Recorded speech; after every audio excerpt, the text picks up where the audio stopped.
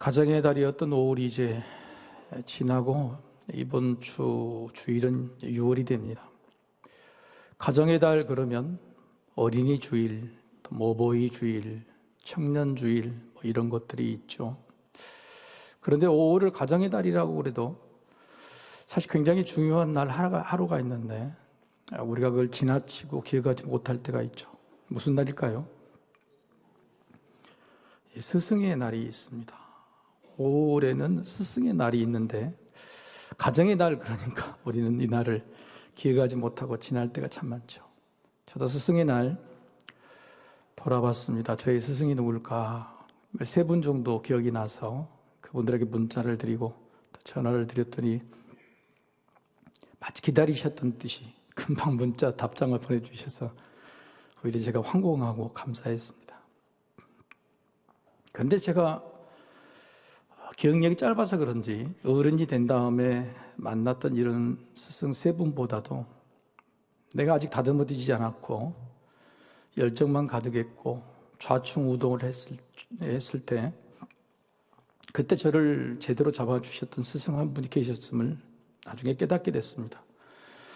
중학교 2학년 때 제가 얼마나 성격이 급하고 고집스러운지 별명이 김일성이었는데 그 김일성은 우리 친구들이 붙여준 별명이었고 제가 반장이었기 때문에 얼마나 반장을 그렇게 흉포하게 했는지 알만한 그런 별명이었습니다. 그런데 그런 반장을 우리 담임 선생님이신 국어 선생님 장자, 현자, 숫자 선생님은 그냥 내버려 두고 지켜보셨어요. 그런데 중 어느 날 저에게 이렇게 권면을 하셨습니다. 주성아, 이번에 웅변대회가 있는데 웅변을 한번 해보면 어떻겠느냐.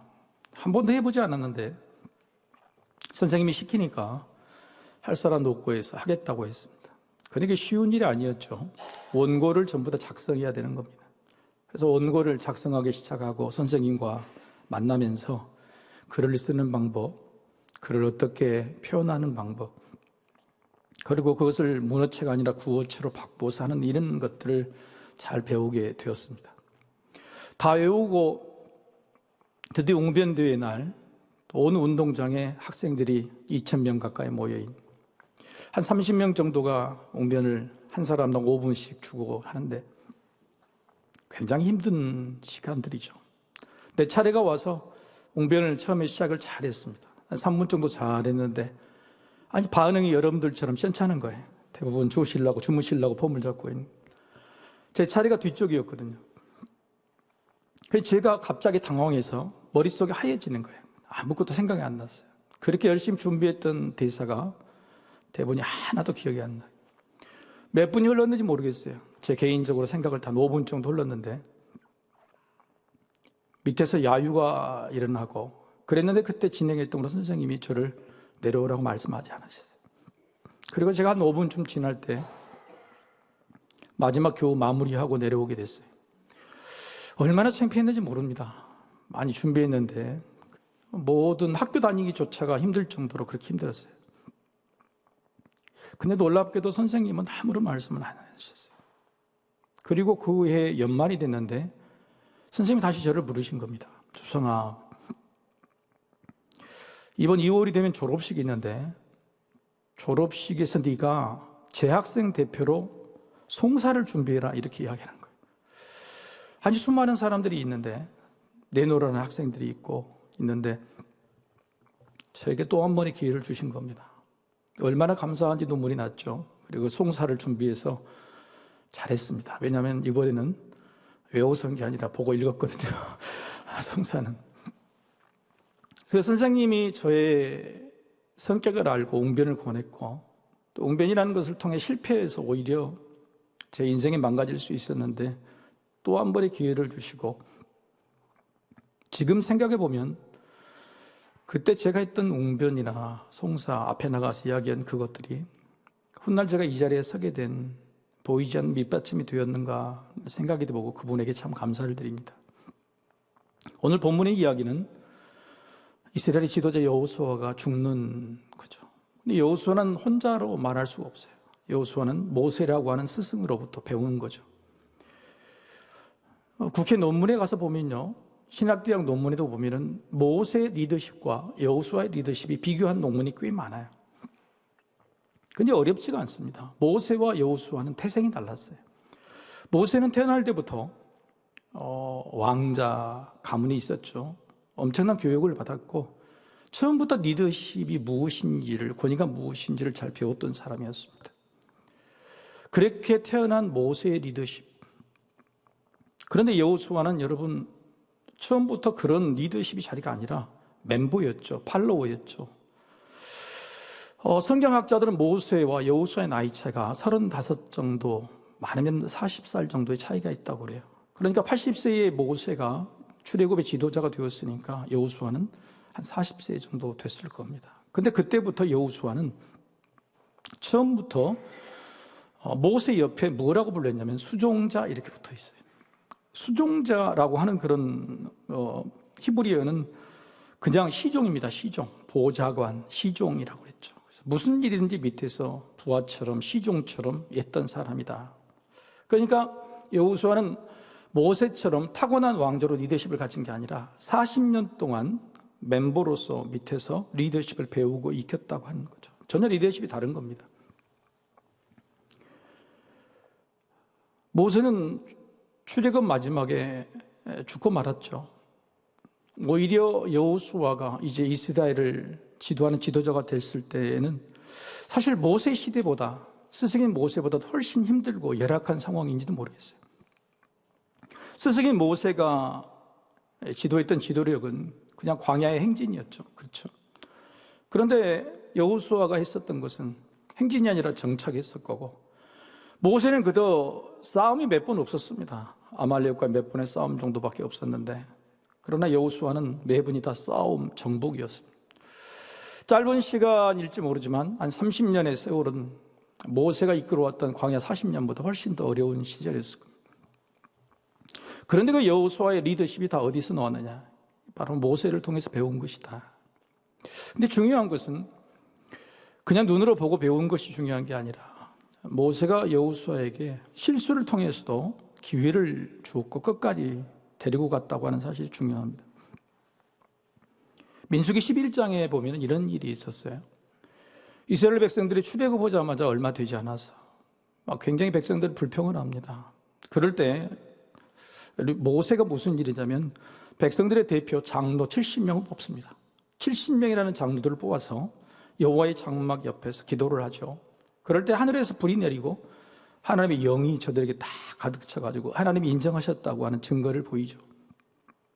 그런데 이들 두 명 중에 영이 한 번 임했다가 딱 사라지고 마는데 엘닷과 메닷이라고 하는 이 장로 두 사람이 장막 옆에, 하나님의 성전 옆에서 예배드리다가 받은 영, 그것을 진중에 가서, 그러니까 백성들 사이에 가서 마치 자기들이 하나님께 직통계시를 받았다는 것처럼 자기들이 리더다, 하나님께 부름받은 사람이라고 엘닷과 메닷이 떠들고 다닙니다.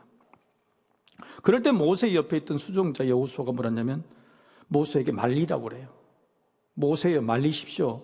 저들을 가만두면 안 됩니다. 그럴 때 모세가 뭐라고 했을까요? 여러분, 이때는 모세의 리더십이 세워지지 않을 때였어요. 이제 막 출애굽에 대해서 했을 때였는데, 심지어는 자기 누나 미리암도 달라들었을 때였고, 수많은 사람들이 대들고 모세 리더십이 세워지지 않았을 때, 이런 일이 있으니 당연히 여호수아 수종자 입장에서는 말리십시오. 저들을 그냥 둬서는 안 됩니다. 그럴 때 모세가 뭐라고 했나? 내가 내 백성과 시기하게 만드느냐 그랬어요. 시기하게 만드느냐. 그러면서 여호수아를 굉장히 꾸짖습니다.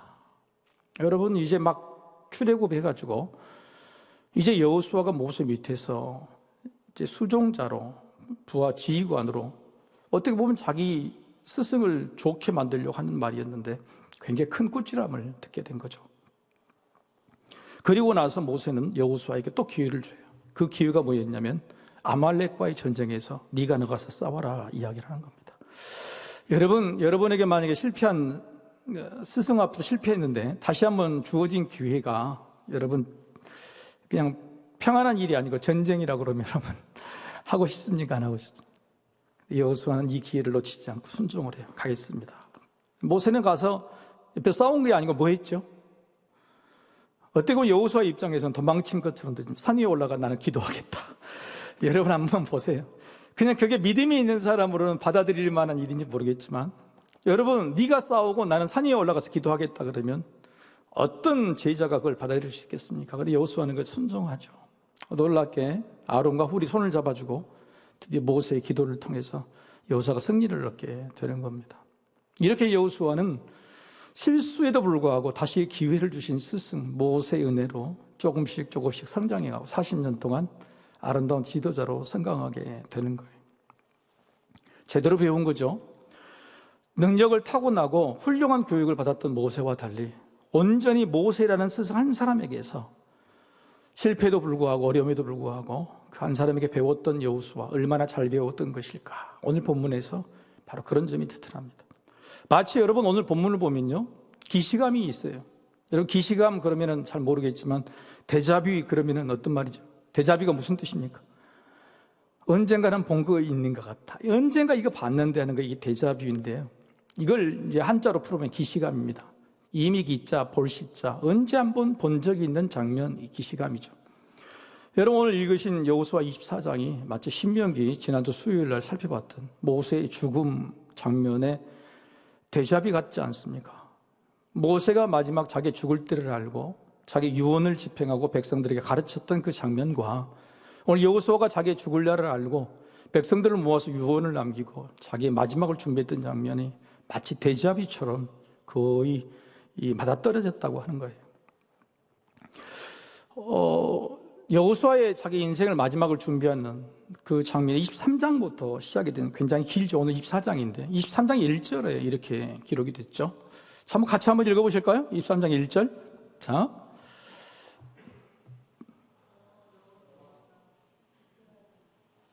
왜 오늘 안 내기로 했습니까? 저녁에? 23장 1절 같이 읽어볼까요? 자, 시작. 여호와께서 주위의 모든 원수들로부터 이스라엘을 쉬게 하신 지 오랜 후에 여호수아가 나이 많아 늙은지라. 그렇죠. 여러분 가나안 땅 정복 전쟁이 한 7년 정도 되고 땅을 분배하는 과정이 10년에서 15년 정도 돼요. 그리고 나서 아까 모세와 여호수아의 나이가 35장 정도 됐잖아요. 그러니까 모든 일을 다 마치고 나서도 10년에서 15년, 많으면 20년 동안 평안했다고 하는 겁니다. 여러분 인생에 자기가 해야 될 일들을 다 마치고 다 자식들도 다 장가 시집가고 다 잘 살고 그러면 여러분 우리 인생 어떤 생각이 들까요? 아이고 이제는 뭐 노후나 좀 즐기고 건강에 지키고 살자 그랬는데 여호수아는 그렇지 않았던 거예요. 죽는 마지막 순간까지도 자신의 마지막 죽음이 있는 그 순간에 내가 마지막으로 해야 될 일이 무엇인지 그 일을 하기를 결정하고 결단한 겁니다. 마치 모세가 너는 이 가나안 땅에 들어가지 못한다고 약속했는데 그런 실망감에도 불구하고 자기에게 맡겨진 일을 끝까지 최선을 다해 했던 것처럼 여호수아는 이미 자기의 모든 일을 마치고 늙어서 기력이 없는 순간에도 다시 일어나서 내가 마지막에 해야 될 나에게 맡겨준 사명을 바로 스승 모세가 그랬던 것처럼 제자였던 여호수아도 감당하게 되는 겁니다. 유언을 하죠. 2번에 걸쳐서 유언을 하는데 23장과 24장은 나눠져 있어요. 23장에는 먼저 뭘 부르냐면 지도자급들 부릅니다. 장로들을 부르고 관리들을 부르고 수령과 재판장들을 불러서 먼저 이들에게 유언을 전해요. 그런데 유언을 전하는 그 순간에요, 여호수아가 얼마나 잘 배웠냐는 사실을 여기서 볼 수 있어요. 여러분 모세가 왜 가나안 땅에 들어가지 못했죠? 일주일 지났는데 까마득하 계시죠. 지난주에 모세 이야기했잖아요. 하나님의 거룩함을 드러내지 못해 사람들 앞에 드러내지 못했다는 거잖아요. 그러니까 그냥 이 물을 달라고 하는 백성들에게 지팡이로 가리키라고 했는데 두드렸다. 네의 저처럼 열정이 뜨겁고 성정이 있고, 그래서 아까 이야기했지만 모세와 여호수아 리더십 비교에 모세에 보면은 권위주의가 있었고 그다음에 성격이 급했고 완벽주의조차도 있다는 분석들이 나타납니다. 그런 것들이 마지막 순간에 하나님의 거룩함을 가리게 된 거죠. 그것 때문에 못 들어갔잖아요. 원래 모세가 80대기까지는 성격이 불같았잖아요. 그래가지고 동족 히브리인이 고통받는 걸 보고 죽였잖아요. 그래서 미디안 광야에 가서 40년 동안 이걸 훈련받았어요. 그래서 훈련받아가지고 출애굽에 쓰임받을 때는 모세의 성품이 어떻게 했어요? 그의 온유함이 온 지면의 모든 사람보다도 훌륭하다고 이야기했어요. 그런데 그게 어디 가세요? 그렇게 다듬었던 그 온유함이 나중에는 백성들이 하도 말 안 들으니까 그 여전히 감추었던 그것들이 드러났잖아요. 근데 하나님은 그걸 보시는 겁니다. 내가 너를 40년 동안 훌륭한 지도자로 만들었는데 결국 너는 그걸 못 고쳤구나. 그 이야기를, 그것 때문에 가나안 땅 못 들어가고 죽게 되는 거잖아요. 여호수아는 40년 동안 왜 스승인 모세가 이 땅에 못 들어갔는지를 아주 배우게 된 겁니다. 조심해야지. 나는 스승의 잘못된 점을 반복해서는 안 되겠다고 하는 생각을 딱 갖게 된 거예요.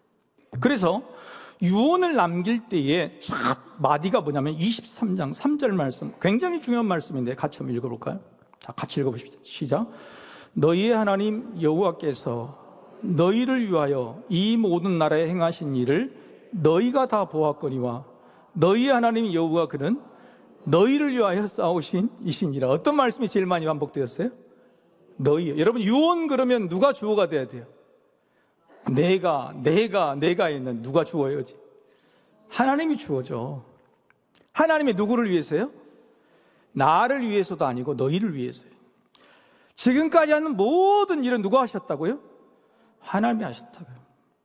여러분, 모세 자기 스승은 마지막 순간까지 너무너무 잘하는데 마지막 순간에 그 하나님의 거룩함을 드러내지 못하고 자기 있는 겸손을 마지막 깨뜨려 버렸어요. 그런데 여호수아는 그걸 배운 거예요. 그래서 마지막 요한은 그 순간에 뭐라고 첫 일성이 뭐냐면 하나님이 다 하셨다.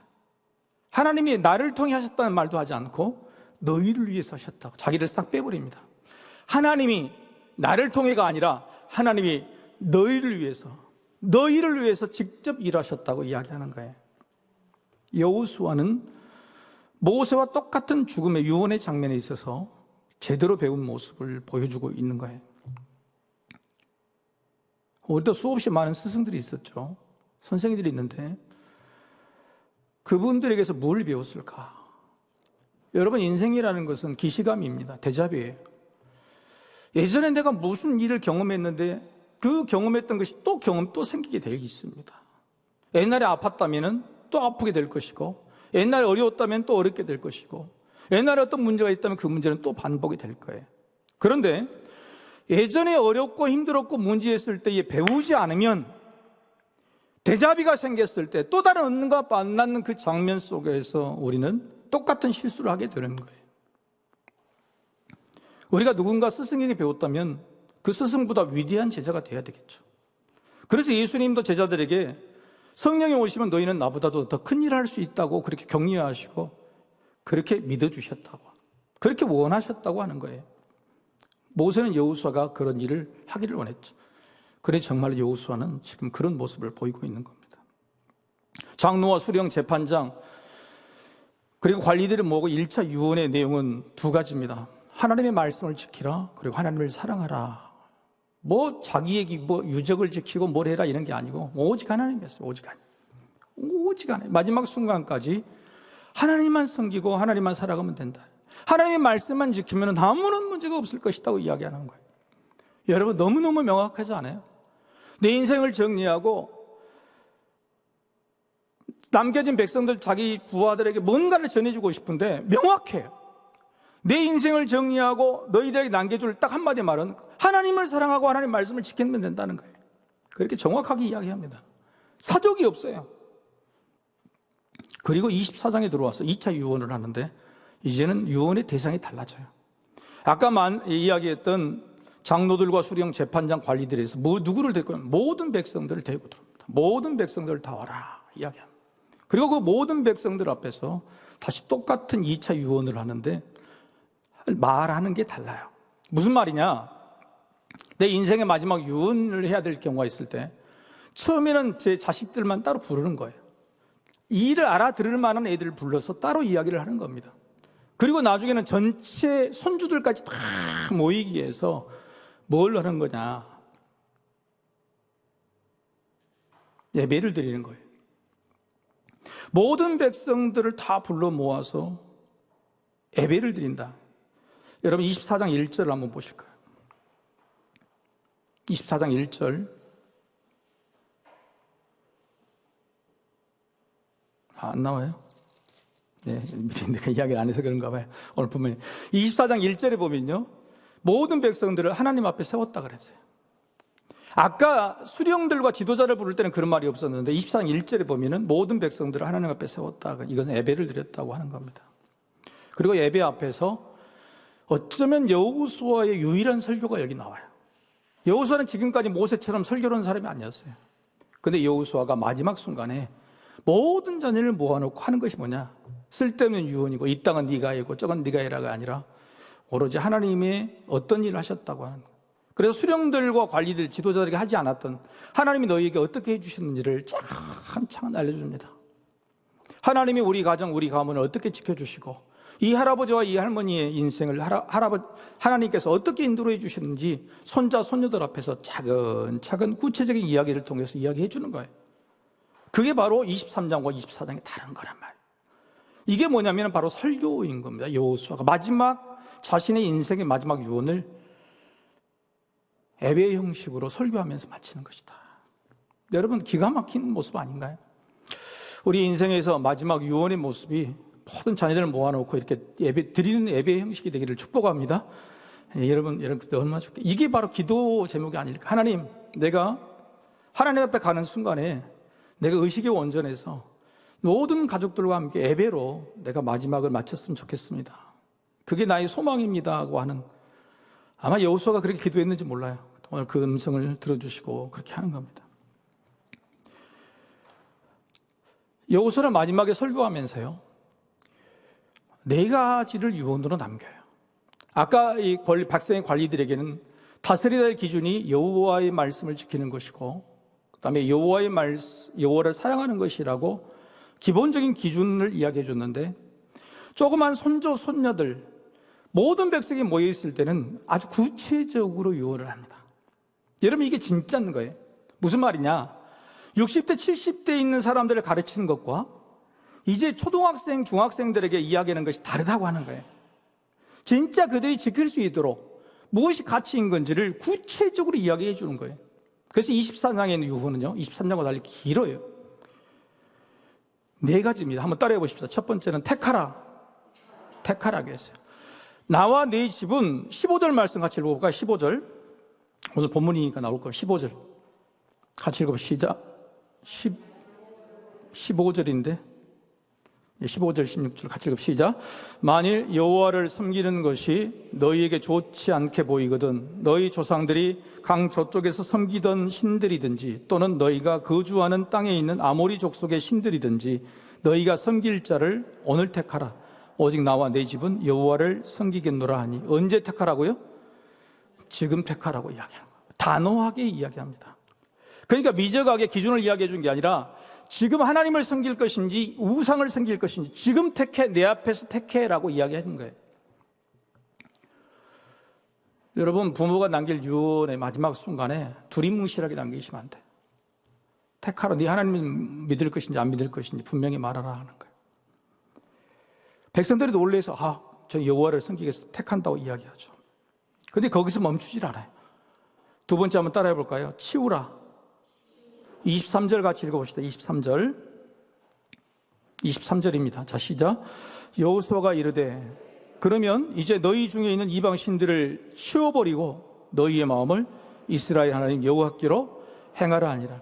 아까 관리들에게는 하나님의 말씀을 듣고 너희 마음을 하나님만 향해 항해라, 사랑이라고 했는데, 어린 자녀들, 모든 백성들 앞에는 어떻게 하나님을 사랑하고 하나님께 마음을 쏟느냐, 방법이 뭐냐? 치우라는 거예요. 하나님 외에 사랑하는 거, 우상이 있다 그러면 그걸 치워버려, 없애버려, 잘라버려, 그만둬. 이야기를 분명히 하는 거란 말이에요. 여러분, 이렇게 이야기를 해야 돼요. 우리가 진정한 스승이 되고 내 자녀들에게 진짜 중요한 것들이 여러분 전해주기 위해서는요, 택하라고 택할 수 있도록 결단을 하도록 해야 되고요. 두 번째는 그걸 행동으로 옮겨야 돼요. 믿겠습니다, 잘 믿겠습니다가 아니라 믿지 못하게 만든 것들을 분명히 보게 하고 그게 무엇인지 치우라고 이야기해야 돼요. 끊어버리라고 이야기해야 돼요. 그건 안 된다고 이야기해야 되는 거예요. 여러분, 그런 환경들을 제거하고 그 다음에 마음을 하나님께 향하라고 말하는 것이죠. 여호수아는요, 모세가 마지막에 이스라엘 백성들에게 두려움으로 눈을 불을 보듯 뻔하니 너희는 저 가나안 땅에 들어가면 이 우상을 섬길 것이다라는 그런 불안감으로 죽었지만 여호수아는 그 불안감을 강력한 공고로 확실하게 결단하고 선택하라고 말하고 있는 거예요. 어떻게 보면 스승인 모세보다도 더 확실한 인생의 마무리를 하고 있는지 모르죠. 세 번째죠. 한번 따라해 봅시다. 맺으라. 손가락 꺾고 약속하자고 하는 겁니다. 25절에 그래서 백성들과 약속을 하고 네 스스로가 너의 증인이라고 말하는 거예요. 여러분, 이게 얼마나 기가 막힌 말인가요? 여러분 22절 한번 읽어볼까요? 22절부터 먼저 하는데요. 25절에 약속을 언약을 맺기 전에 22절에 뭐라고 하면서 약속을 22절 한번 읽어봅시다. 22절 시작. 여호수아가 백성에 이르되 너희가 여호와를 택하고 그를 섬기리라 하였으니 스스로 증인이 되었느니라 하니 그들이 이르되 우리가 증인이 되었나이다 하더라. 누가 증인이라고요? 네가 네 스스로의 증인이 되어야 된다고 하는 겁니다. 네 인생은 네게 책임져야 된다. 그래서 그 전에 무슨 말씀하냐면 하나님 섬기는 것이 쉽지 않아. 하나님은 질투하시는 하나님이야. 너에게 은혜를 주고 너희를 택하시더라도 너희들의 말씀을 지키지 않으면 과감히 버리시는 하나님이라고 분명히 이야기해요. 그래서 복을 받으려면 분명히 약속하고 선택하고 치우고 그리고 네 자신이 스스로 증인이 되는 그런 믿음을 가지라고 하는 거예요. 여러분 자녀들에게 사랑하는 사람에게 믿음에 대해서 가르칠 때 누구에게 의존하는 믿음을 주면 안 돼요. 여러분, 우리 교회 많은 애들이 왜 믿음이 부실하게 느껴지냐면 전부 부모님 믿음 따라, 부모 따라 교회거든요. 부모 따라 교회니까 자기들 스스로가 생각하면 굉장히 잘 믿는 것처럼 보이지만 그러면 안 돼요. 너의 믿음은 네 스스로가 증명할 수 있어야 돼. 네 스스로가 증인, 네가 스스로 내 믿음은 좋다고 이야기할 수 있어야 된다고 하는 거예요. 제 중학교 2학년 선생님이 내 스스로의 역량을 스스로 키워주고 나의 확신을 바꾸어 주었던 것처럼 오늘 여호수아는 자신을 실패 속에서 다시 한번 기회를 주고 위대한 지도자로 임명해 줬던 모세 스승처럼 오늘 백성들에게 너의 믿음은 스스로 확증하라고. 그래서 사도 베드로도 사도 바울도 그렇게 말하는 거예요. 여러분, 우리가 하나님을 믿는다고 하는 것, 내 자신이 스스로 증인이 되는 일들이, 그 일들이 참 어렵고 힘든데 오늘 여호수아는 그것을 이야기하고 있는 겁니다. 마지막 한번 따라해 봅시다. 세우라. 그래서 26절과 27절에 아예 돌을 놓고 크게 세우는 거죠. 돌을 왜 세울까요?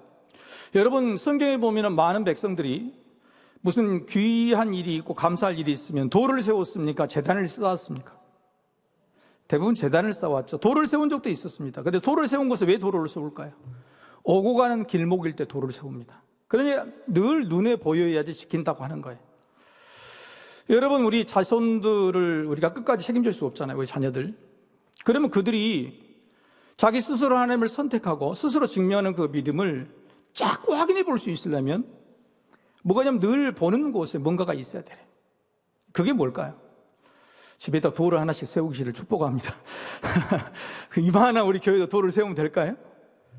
여러분, 그 돌을 맨날 보면서 내가 약속했지, 내가 분명히 스스로 증인이 된다고 했지, 그럴 만한 것들을 세워야 되는데 도대체 그게 뭘까? 우리가 그걸 찾아야 되지 않겠어요? 기시감, 데자뷰.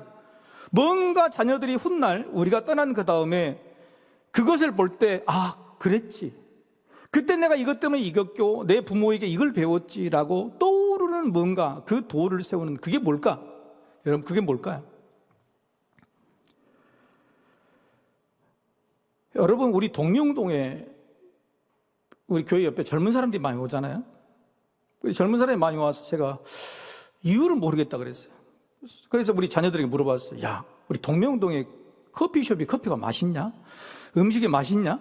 집사님 고기를 설레시니 커피도 맛없고 음식도 맛없고 비싸긴 비싸고 나도 동의합니다. 물론 요 주변에 있는 분은 안 그러겠지만.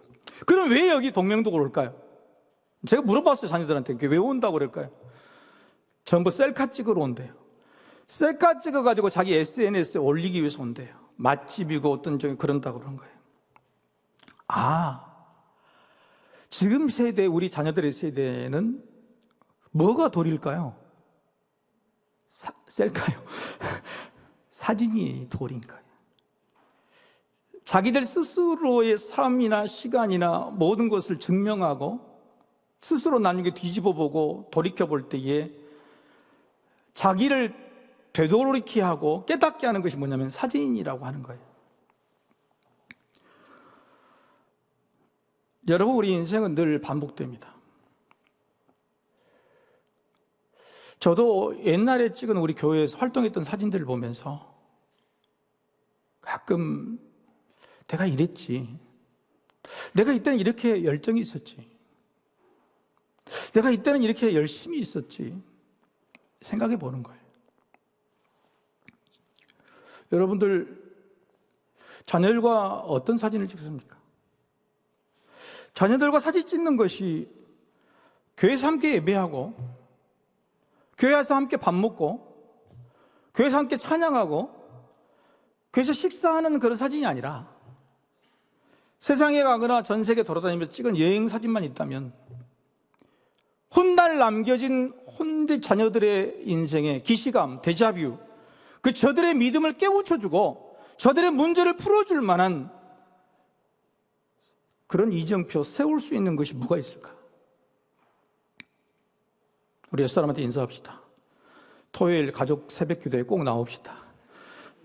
여러분, 가족 새벽기도 나오셔서 온 가족이 찬양하는 그 사진 한 장, 여러분 분명히 그 사진이 여러분의 자녀가 여러분의 나이가 됐을 때 데자뷰가 되고 기시감이 돼서 여러분의 손자들을 반드시 세우게 될 거예요. 여러분, 어떤 이정표를 남기느냐, 어떤 경험과 기억들을 새겨서 박아놓느냐, 이거 너무너무 중요한 일이다 말하는 거예요.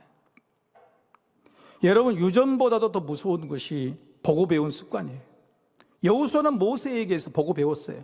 40년 동안 보고 배웠기 때문에 모세가 실수했던 하나님의 거룩함을 드러내지 못한 그것들을 경계를 했고 마지막 순간까지 겸손했어요.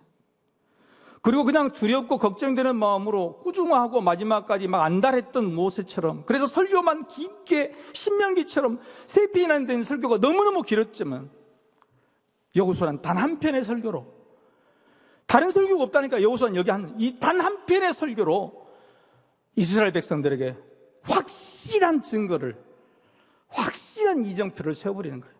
선택해, 버려, 라고 약속해. 정확히 사진 한 장 찍자. 너무 멋진 게 아니에요. 이왕 우리가 스승인계의 스승이 된다면, 부모가 된다면 내 제자들에게 좀 제대로 뭔가를 알려줬으면 좋겠어요. 마지막으로 이 이야기를 하고 마치겠어요. 세상에 스승이 없다고 하는 사람 많이 있지만 스승은요, 내가 배우려고 하는 사람들에게, 그리고 하나님은 늘 우리에게 주십니다. 최근에 뉴욕에 있는 뉴욕 브로드웨이에 전 세계인들이 가장 주목하는 전광판이 있어요. 그 전광판에 무려 175일 동안 광고를 실은 사람이 있어요. 그 광고액이 어마어마한 액수입니다. 전 세계에서 가장 유명한 뉴욕의 한복판 브로드웨이에 제일 잘 보이는, 여러분 아실 겁니다. 3월 달부터 시작해서 이번 8월 17일까지 그 광고판인데, 그 광고판의 내용은 뭐냐면은 It's okay with Jesus. 다 오케이, 예수님이 함께라면. 그 광고를 올린 사람이 누구냐? 한국 사람이에요. 이 한국 사람이 18년 동안 한국의 광고 업계를 쥐락펴락했던 사람이었어요. 대기업들의 모든 광고와 청와대 광고까지 다 했어요. 18년 동안 엄청난 성공을 거두고 돈을 벌었는데 어떤 하루 자기 회사에 정수기를, 그 생수통 있잖아요, 그걸 가을러 오신 분이 있었어요. 근데 그걸 가을러 오고 가신 다음에 보니까 정수기 옆에다가 이렇게 성구 하나를 써가지고 매번 갈아놓고 가신 거예요. 그래서 그분을 불렀대요. 교회 다니시자고. 나도 교회 다닌다고. 본인이 사장도 아니고 배달하시는 사람인데 왜 이걸 붙이냐고. 이걸 붙이면 싫어하는 고객들도 많이 있을 거고, 그런데도 그거 하냐고. 예, 맞습니다. 심지어는 그날부로 다 끊어버린 사람도 있고 발로 차버린 사람도 있었는데, 저는 이 성구 한 장을 붙여놓으면서 내가 하고 있는 일에 자부심을 느낍니다. 하나님이 내게 주신 일이다. 이 광고회사 18년 했던 사람이 충격을 받아버린 거예요. 자기는 인생에서 예수 믿는 장로거든요. 그런데 이 사람에 비해 내가 무슨 인생을 살았는지 너무 충격을 받았어요. 그래서 그날 얼마 안 돼서 광고사를 다 그만둡니다. 그리고 그때부터 뭘 했냐면은 내가 가지고 있는 이 달란트, 광고하는 이 재주를 가지고 전 세계나 한국에 있는 유명한 곳에서 복음을 광고하기 시작했어요. 복음을. 여러분, 우리 주변에 있는 포스터를 만들고 그런 것들, 여러분 어떤 교단이나 어떤 신앙의 색채를 드러낸 것이 아니라 유일하게 복음이에요. 교회나 교단이나 신앙의 색깔을 드러내지 않는 어떤 광고물, 그것들이 바로 복음의 전함이라고 하는 법인단체를 만든 고정민 이사장의 실화예요. 돈이 하나도 안 되고 힘든 일이고 같이 일하는 사람들은 왜 돈 안 되는 일을 저렇게 한다고 모르지만 지금도 그 일을 고집하고 우리가 10여 년 동안 전 세계 어떤 곳일지라도 복음의 광고는 내가 하겠다. 여러분, 이분이 인생이 이렇게 바뀌게 된 이유가 뭘까요? 스승 한 명을 만난 거죠. 그 스승이 누구였습니까? 자기를 40년 동안 가르쳐주는 모세가 아니었어요. 그냥 자기 회사에 와서 정수기를 갖는 사람이었어요. 우리 눈에 어떤 사람이 스승일까요? 우리는 스승이라고, 나에게 스승이 없다고, 부모가 스승 같지 않다고, 배울 곳이 없다고 외치는 많은 젊은 사람이 있지만 진짜 인생을 바꿀 만한 스승은요, 바로 그런 모습 속에서 내 스승을 찾아내는 거예요. 여러분은 배우고 싶은 사람, 모세에게서 배웠던 사람이 얼마나 많았을까요? 모세 밑에서 부하에 있는 사람들이 얼마나 많았을까? 근데 하나는 여호수아를 선택하셨어요. 사랑하는 성도 여러분, 훗날 우리 자손들이, 우리 자녀들이 우리가 떠난 다음에 우리가 가르쳐주고 남겨줬던 어떤 것들, 그것들로 그들의 삶이 행복하고 믿음을 지킬 수 있을까? 우리는 과연 뭔 남겼을 우리 자손들이 대를 이어 믿음을 가지고 있을까? 예수님은 마태복음 23장 8절에 이렇게 말씀하십니다. 이 말씀을 읽고 마치겠습니다. 마태복음 23장 8절 말씀 같이 읽겠습니다. 시작. 그러나 너희는 납비라 칭함을 받지 말라. 너희 선생은 하나요, 너희는 다 형제니라. 너희 선생이 누구라고요? 예수 그리스도 한 분밖이라고. 너희는 다 형제라. 사랑하는 성도 여러분, 우리의 유일한 스승 선생은 예수 그리스도. 예수 그리스도가 우리 입에서 사라지지 않는다. 우리 자녀들의 입속에 데자뷰, 기시감은 예수로 각인되어서 사진 한 장이 되어서 저들의 인생 가운데 아름다운 족족 행복의 비결이 될 줄로 믿습니다. 우리 다 같이 기도하십시다.